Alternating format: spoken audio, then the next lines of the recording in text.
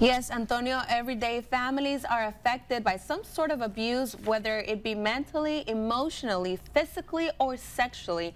It is still something we should do and not stand for. Now, joining me this morning is Dr. Cynthia Gonzalez to discuss child abuse, especially for the month of April. Good morning, doctor. Hi, good morning. Welcome to our studios. Now, I know child abuse is a huge problem. Yes. Numbers, we were just talking about that. How many kids have died because of child abuse? Correct. It is a lot more prevalent than I think most people are aware of. And that's really sad because it is estimated that 1 in 25 children will be experiencing some type of child abuse. In reading a recent survey from the Child Abuse Study Center, it indicates that over 1,500 children died in 2011 from some type of maltreatment. So when you think about that, that's pretty high when you're talking about children's death being caused by something that can be prevented. Now, how can we recognize first signs of any type of abuse? Many people might think it's physically, but what are the I guess for other people to be, to recognize abuse? Yes. Well, one thing to keep in mind is that child abuse does occur across all economic levels, across all cultures, across all races, the educated and those that may not. So one is, don't think that it's not happening.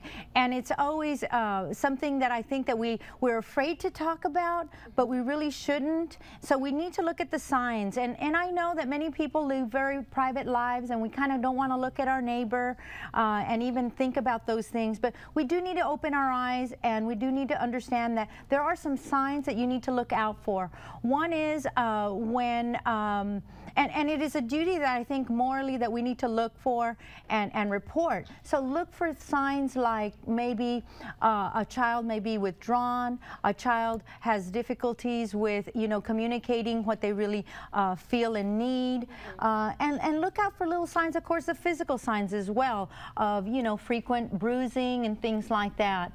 And be proactive. Sometimes approach parents about these issues in very tactful ways if the opportunity arises. Now, doctor, what happens when somebody's afraid to report, I guess, some type of abuse in their family?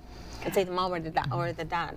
I do believe that, we have a moral obligation and we need to approach it in a way that's sensitive. Some people, we have children, but they don't come with instructions.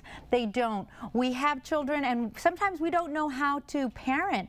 And so sometimes maybe even taking the approach of, these things, the way that a parent may be disciplining their child may be of issue. So sometimes just simply approaching another person about the way they're parenting that may be too harsh, is an open door for you to try to maybe make a difference. And doctor, if they want to know more information, they can obviously log on to our Facebook, and Dr. Gonzalez can answer some questions there. Thank you so much. Yes. Have a wonderful morning. Antonio, Thank you. Back to you. Thank you, Dr. It's always a pleasure having you in the studio. Now